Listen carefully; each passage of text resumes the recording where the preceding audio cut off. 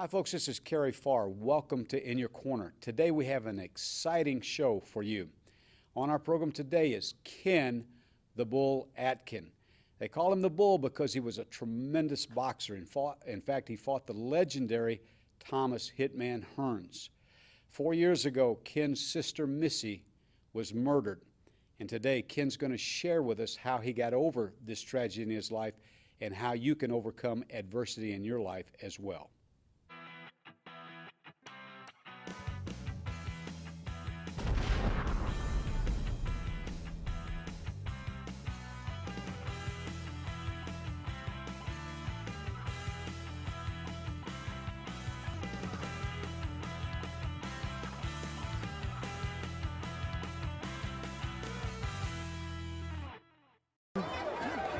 Ken Atkin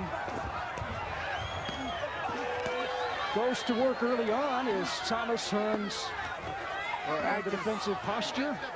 Atkins doesn't consider himself an opponent. He's trying to win. And he's not doing a bad job throwing nice body shots, trying to kill him up to the head. Oh, yeah, but like a man against the boy, you got a feeling that Hearns is ready to unleash any moment. And here we go. Ken, we just watched a tape of you fighting one of the great legends, Tommy Hitman Hearns. Do you remember that fight? Vaguely. That was probably the highlight of your boxing career, I'd say. It was definitely the highlight. What did you think about your experience boxing him? I just remember standing in the corner, and watching him come out. And I was so excited that I was actually going to get to see him fight and get to meet him in person. And then I realized that was the only other person in the ring with gloves on was me. So it was pretty exciting. And you were fighting him very competitively until you got cut in the third round. Yeah, I thought we had a good game plan going in. Get as close to him as we could. That way he couldn't get those long arms out and clip me. Yeah, and, one of the greatest boxers that ever lived, Tommy Hearns, and here you're fighting him, and you were tough enough that you went 3 full rounds with him before you got cut. He tried to put you down, but he wasn't able to knock you down with that great right hand of his because you were getting out of the way of it. Yeah, we worked on that a lot. When you're 5'7", fighting in the light heavyweight division against somebody 6'2", you have to learn a good defense, and the best defense is just not to get hit. Yeah, and I happened to be there with you, so I saw the incredible courage that you had. I saw how tough you were, and I was amazed. Here you were fighting this legend and really giving tit for tat, as they say, and I was just so impressed. But here you were, fighting this guy, and you've been a tough guy all of your life. I mean, you earned the nickname Bull because you were such a rugged football player. You were a boxer, a professional boxer. You fought the great legend Tommy Hearns, and so you always were able to stand up to a challenge. But I think 4 years ago, in fact, 4 years ago this very day, something very tragic happened in your life. Your sister was murdered, and that had to be the hardest blow that you ever received in your life. Yeah, 4 years ago tonight at 10:30, I was the last person that ever talked to my sister, Missy. She was at Walmart Christmas shopping for other people's kids that didn't have the means to get them presents, and she was just so excited. And she not only was she my sister, she was probably my best friend. Yeah, and so it was a spat with her, her child's father, and I guess this guy was loco and snuck in the middle of the night and murdered your sister. Yeah, she, from what I understand, of course, she was home, and he was hiding back behind the house in a wooded area until she got home, and then snuck in behind her, and he shot her in the back of the head 4 times. And of course, he's in prison for life. He is. So, I remember you called me the morning after that had happened, and obviously you were devastated. You know, as tough as you are, You know, I mean, that is devastating to anybody. And you called me and you were crying and you said, you know, Missy's been shot. And I know that this time was the darkest period of your life. And I remember those next few months and couple of years that I was really concerned about you. And I would call you and check on you. How did you get through that experience? A lot of prayer, a lot of prayer. Spending a lot of time with my family and friends, and just try to keep myself busy, and you know, try to forgive the guy that did it. You know, they had a child together, my nephew. You know, and just remember that he's going to need, you know, more help now than ever. Yeah, and your nephew was like 6 years of age when his father murdered his mother, your sister. Yeah, he a few years, or just nearly right after that happened, you know, Lucas, which is their son, asked me if he could ask me, you know, a question, and I told him, yeah, and this hits me like it was yesterday. He said, Uncle Ken, he said, I don't guess my daddy loved me. And I said, well, why are you saying that, Lucas? He said, well, if he would have loved me, he never would have killed my mommy. And, you know, I didn't quite know how to respond to that. You know, part of me wanted to respond and answer him in a hatred towards manner, just out of hurt. But I also had to realize that was his father, you know, and regardless of what he had done, he loved him. So I just told him, I said, no, I said, I think your father loved you. I think he just made a bad decision and a bad mistake. And luckily he bought that, and I got off the hook. But And he's like, how old is Lucas now? he's 10. He's 10 years of age. Yeah. And the real tragedy, I mean, in addition to your sister losing her life, is that your parents were in their 70s when this happened, and they're having to raise Lucas. Yeah, they raise him. Yeah, and how are they doing through all of this? They're doing good. I've got good parents, always have, and I think they're a little more tired now than they were back when they were raising, you know, my brother, my sister, and I. Yeah. But they're doing good. Yeah, it's amazing. Well, you know, let's go back. Of course, the person, you know, that we're talking about that murdered your sister, you know, I mean, you being a police officer, you learned that there was some things that weren't normal with this guy. He had been arrested for murder once before. Right. Yeah, that's that we were told he was, and he got off on a technicality and said that, you know, self-defense. I'm not sure all the exact details, but. Well, let me ask you a question. You know, here you know, were a professional boxer. You've been a career police officer, you know, for over 20 odd years. And, you know, I can't say that it was toughness that got you through this, because you said you prayed and people prayed for you. But how do you think, I mean, there might be somebody watching you today. How do you think somebody else can overcome a tragedy like this in their life? What advice would you give to them? Keep God in their life, keep God in their heart, pray a lot, stay with loved ones, and try to be forgiving. Yeah, you have to be willing to forgive, don't you? Yeah. Yeah. And is there anything else that you could think of that might be of help to somebody? Yeah, that's what I did. You know, just try to keep your mind off it the best you can. Well, Ken, thank you so much for joining us on In Your Corner. It's always an honor and a pleasure to see you, and we'll be continuing to pray for you through this circumstance. I appreciate that. Thank you. And now we have Rick Warren, a Vietnam veteran who saw his share of pain, sorrow, and death in war in Vietnam. 4 years ago, Rick also had to go through the tragedy of losing his son who was murdered. Rick is going to share with us how he and his wife overcame this tragedy in their life.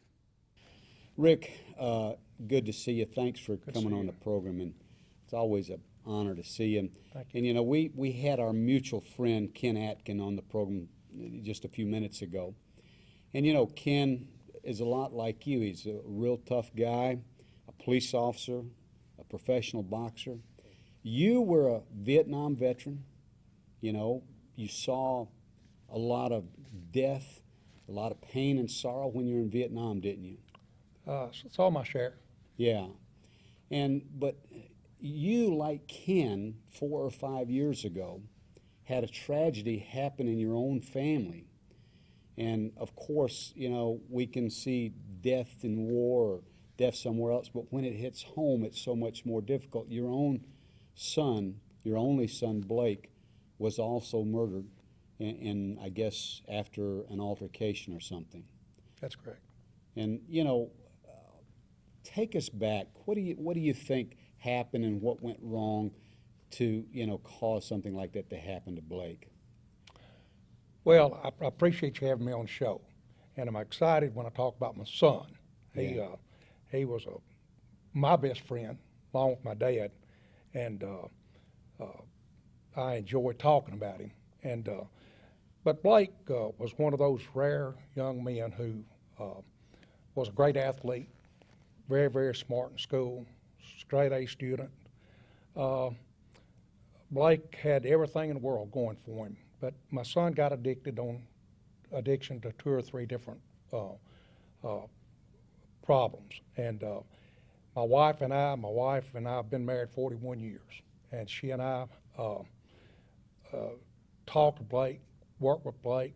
Blake was raised in a Christian home. His mother worked harder at being a good Christian than I did, and I was more of a renegade and Blake's sidekick and more on the sinful side. But she and I saw Blake and knew what was going to happen, predicted what was going to happen, and what we prayed for was if anything ever happened to Blake, that Blake not kill someone drinking and driving and kill a family. And Jeannie and I discussed that if anything ever happens bad, we prefer it be our son than a family. And so Blake was at the wrong place one night, doing the wrong thing, wrong people, and Blake was shot in the head by a person, and was air flighted to Vanderbilt Hospital and lived approximately 3 or 4 days with medical equipment. And after they took him off life support, after 3 or 4 days, and you're never willing to stop kissing a son or hugging a son for the last time. Yeah. And my wife deeply believed that God could heal my son, which at the time he was brain dead. But she believed God could. And I said, well, I believe that too. But tomorrow morning, 9 o'clock, we're going to take him off life support. And it only takes God just an instant to heal him. And if it be God's will, that's what he will do. But it wasn't God's will. So Blake left Jeannie and I with a lot of great memories. And I go down the road and smile and happy and think about all the good times and all the great memories that he left my wife and I and our family, his 2 sisters. We have gotten over Blake by trying to be better people, trying to be better tomorrow than we are today. Being a better husband, being a better father. Hopefully I learned something. He left me a beautiful 13-year-old granddaughter, Bailey. And so I get excited about being better, learning from my wrongs, and but I'm thankful, and I've forgiven the young man that shot my son. And I think that's the first step. That's provided healing for you, hasn't it? Oh, of course.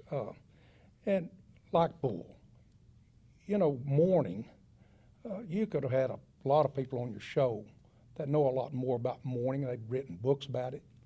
But once you get over the anger stage, the hatred stage, the mourning stage, then at that point, you get excited about just thinking about the good times and the memories.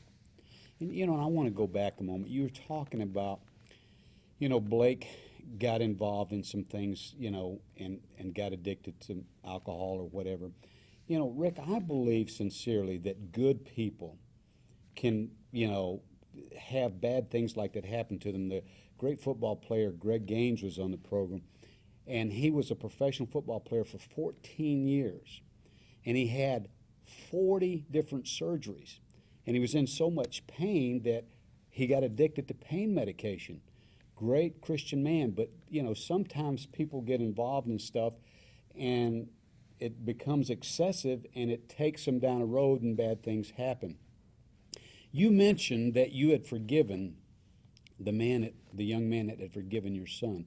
Do you think that that was important in your healing? Well, sure. It's almost like waking up in the morning. If you don't like yourself, how do you like anyone else? And how do you go forward in life if you can't forgive and all you've got is a bitterness within you?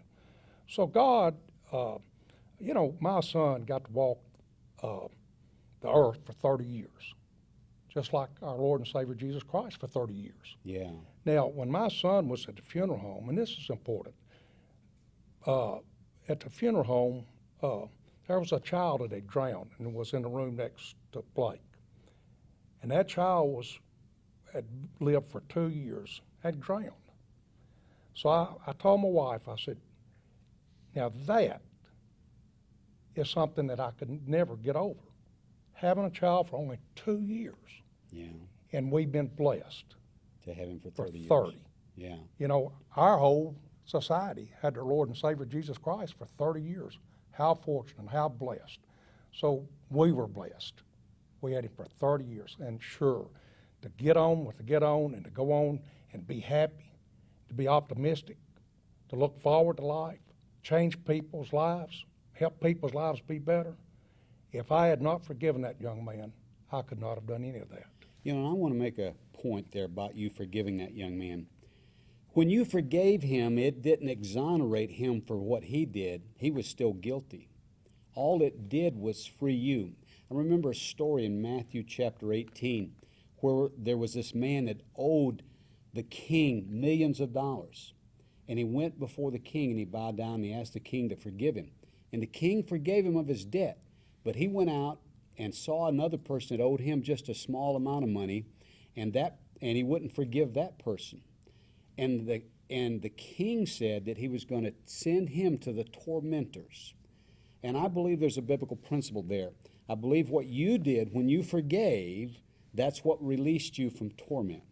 And I really sincerely thank you for coming on the show. And folks, I want you to understand that if you're going through pain, if you're going through sorrow, if you're going through hurt that somebody else caused you, I want you to consider Rick Warren here, who was willing to forgive a young man that murdered his own son. It didn't exonerate that guy. That guy's gone to prison. And it doesn't mean that Rick will socialize with him. I'm sure that he never will, but he forgave them. And as a result of that, Rick has been able to overcome this pain. That's correct. Thank you so much for being on the program. Thank I you, love you, Rob. and I appreciate Thank you, you so much. Thank you.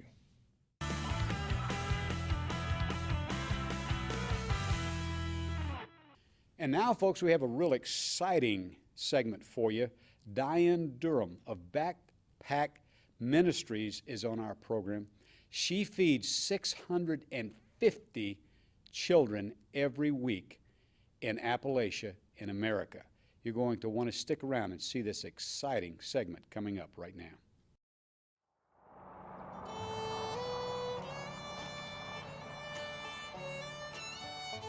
I remember driving in the first time and thanking God that He had sent me to the mountains. I've always absolutely loved the mountains, and it is so beautiful here.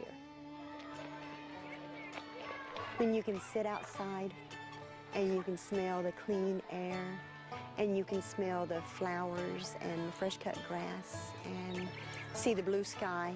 Living here in these mountains, it is wonderful, and it is so beautiful here. The families are so welcoming and open. It's just so close here, the feeling of love and family. It's wonderful here.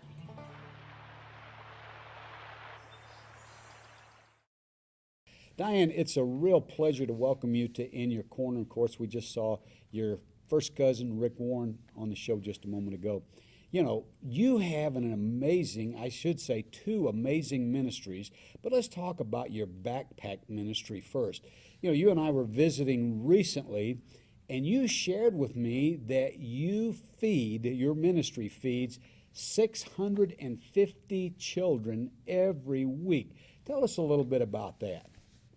Well, we're in the Appalachian Mountains of Kentucky, and 6 years ago, the Lord sent me there to work with women and children.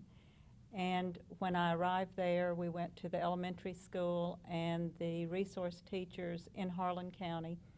And this is literally the poorest part of America, isn't it? I mean, or one of the poorest It is one areas. of the most poverty-stricken areas in America. In Harlan County, the Hatfields and McCoys, isn't that, you know? Right above that in Pike County, that's Okay. right. So I met with some school teachers, resource teachers, and they told me that they had children at their school who had no food to eat at home. And they would come to school on Monday morning and just be starving because the last food they had had was lunch on Friday at school. And they got free lunch and breakfast at school, but would go hungry all weekend. And she told me about a program that someone had brought in 25 backpacks and enough food for about a month several years before, but had never brought any more food back. So we sent out a series of emails and made contacts with all of our friends and everybody we worked with, and started carrying food up there for those children. We started out with 68 kids in one school, and now it has grown over the years to 20 schools in 3 counties and about 650 children a week. And you just started, you know, I mean, right from the get-go, you started providing food every week for 68 kids? Yes, God has touched the hearts of so many different people. Church groups, schools collect food. It just comes from companies, all kinds of people that I've never met most of the people who donate money and food to Backpack Mission Ministries. It's completely, God has done it all. He's put it all together. We just show up and do the work, and these children get fed every week. Wow, so that's amazing. Where do you see this going?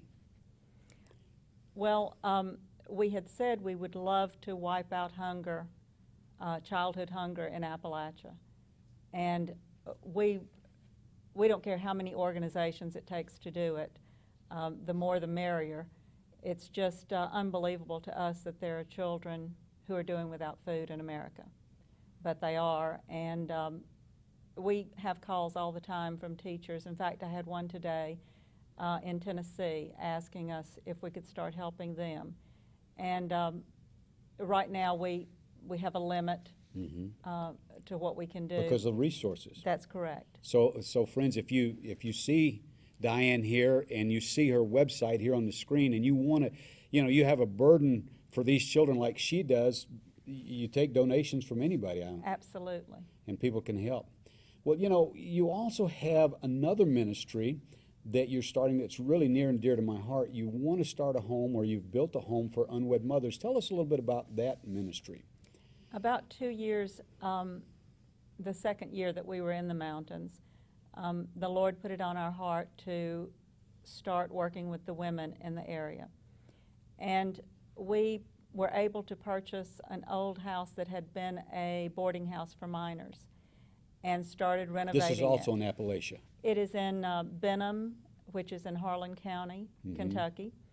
And we started 4 years ago renovating this house, and we have just completed it.